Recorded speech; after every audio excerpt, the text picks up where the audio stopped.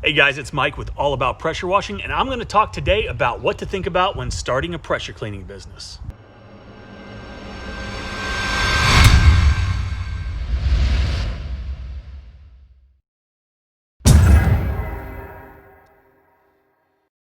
So I've been doing this for about 19 years now, and I have been very close to the vest with my knowledge, with my marketing tactics, the way we go about our daily operations, just the way we do business in general. And I have to say that this business has been very successful, which has allowed us to grow not only within our own industry, but within other service industries as well. We've acquired a bunch of companies and it's been great. I'm super blessed to have an amazing, supportive wife. We have 4 smart, talented, athletic kids, and these businesses have provided very well for our family. I know that there's a lot of people out there that can't stand the fact that there's guys like me who are out here giving away free advice and free information. And I do get that to some degree because for many, many years, I was one of those guys and I didn't think that you should share anything. But something changed all of that May of last year. I hadn't been feeling great, a little more tired than normal. Thought maybe I was having anxiety issues because I couldn't take full deep breaths. I have a lot going on. I just chalked it up to that, maybe working out a little harder, working harder, 4 kids and all kinds of sports, just all of those things. But one morning I was at the gym and I was exhausted. I was sweating like a pig. So I decided I was going to run down to the local urgent care and see if I could get something for my anxiety because, like I said, that's what I thought it was. They told me that I needed to get to the emergency room as quickly as possible. And they said that my heart was beating so rapidly that they were very concerned and I needed to get down there. So I drive to the emergency room. I check myself in, which I don't remember doing. 8 hours later, every single organ in my body shuts down and they put me in an induced coma. So I'm hooked up to every single life support system that you can think of and some that you've never even heard of, like an ECMO machine. So basically what this thing does is it bypasses the heart and the lungs and oxygenates your blood outside of your body. They had me on an Impella machine, which basically is a heart pump, and it functions as your heart. It makes your heart's pump because you can't. I flatlined twice during all of this. Wasn't expected to live. They were talking about all kinds of transplants and other things to try to save me. Fortunately, there was no need for any of that, and they were able to get everything back up and running, so to speak. But I was in a coma for 3 weeks. After that, I woke up. And it turns out that I had bilateral walking pneumonia and my lungs had filled up with fluid, making it hard to breathe. And my heart had filled up with fluid, making it nearly impossible to function. My kidneys failed, my thyroid failed. They had me on a ventilator. I was on feeding tubes. I was on dialysis. And fortunately, I recovered from everything, all that. I was unbelievably blessed because I had amazing doctors. I had an entire community that was praying for me, and I now believe that that made all the difference in the world.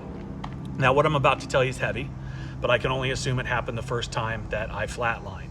But I had an amazing and pretty scary experience, and something that put everything in my life into perspective and really changed my outlook on life. I'm not going to get into it fully right now, but let's just say that I did go to heaven and I met God and I was told that I was not welcome. And it wasn't because it wasn't my time, but it was because I wasn't welcome. And take from that what you will. I know me and I know what that meant, and I knew I wanted to be in heaven. And the last thing I remember was being told that you have to tell people about this. So let's just say telling people about a situation or an experience like that is terrifying, and it's something that you don't want to do. And before this, I wasn't a follower of any religion and probably one of the biggest skeptics of organized religion ever, just because it didn't make sense. It wasn't logical. There was no empirical evidence to prove to me otherwise, just blind faith, and I didn't have it. But when I woke up from my coma, I knew I had to change a lot of things in my life. And I'm working on those things every single day. And a lot of people who know me might call me a hypocrite, but you know what? I would rather be a hypocrite than the person that I was before. And with all of that being said, and all the things that I know I have to do to be welcome when my time does come, I want to help and touch as many people as I can And one of the small things I thought that I could do was help others with my knowledge and my experience in the pressure washing industry. And maybe my other experience might get someone thinking about their own belief system, and that's awesome too. So it might be a little heavier than you were expecting when you started watching this video. So let's get back to starting a pressure cleaning business. I wanted to give you guys my thoughts on the most important things that you can do or think about when starting a new business or even reimagining your current business. Purpose comes first and results come second. So ask yourself, what's your purpose for starting a business? Clearly, if you're watching this, you already have that drive, the desire to learn and educate yourself. And with that comes my first piece of advice.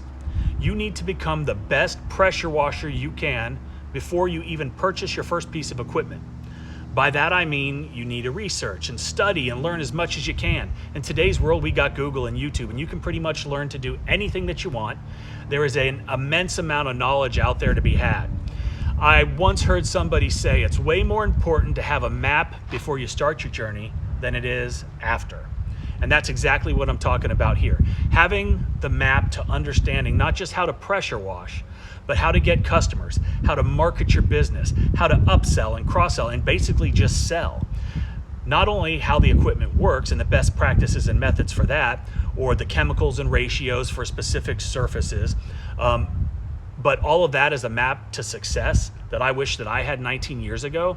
And just because you go out and you buy a pressure washer doesn't mean that your phone is going to start ringing or customers are going to start lining up to get on your schedule. Finding the equipment is the easy part.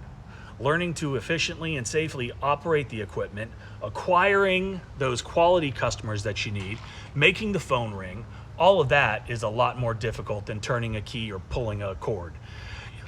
You have to have a roadmap. You have to have a strategy. And without, I think you're going to struggle.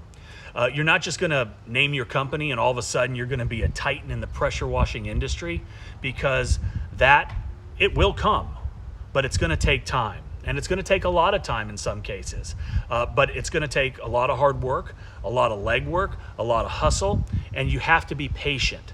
And that is probably one of the most important things that I can say is be patient.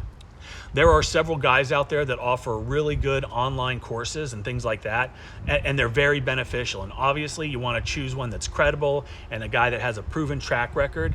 I know there's a bunch out there that do. So do your homework and choose wisely. But invest in yourself. You need to invest in your business. It doesn't necessarily have to be an online course. There's also lots of guys out there like me with what I think is pretty good info that have done exactly what you're attempting to do. So investing in yourself and gaining that knowledge decreases that learning curve, and that puts you in a great position to succeed.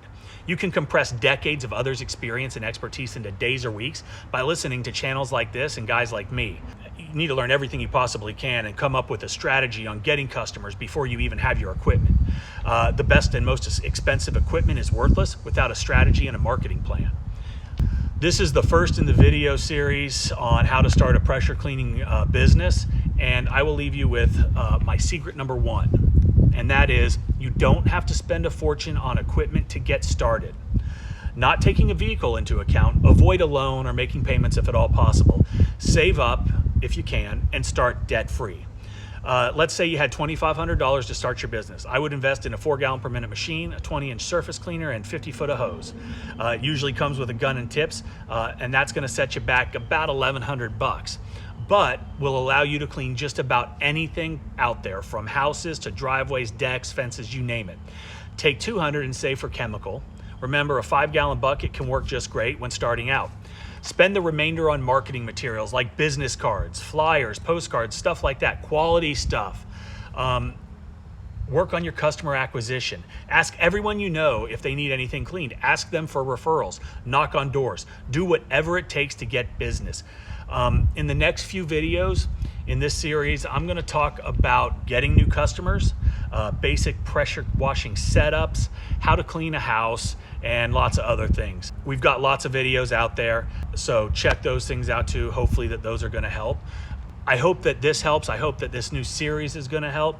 I really appreciate you guys watching. If there's anything else that you want us to talk about, leave a comment below. Hit that subscribe button, and more importantly, have a great day.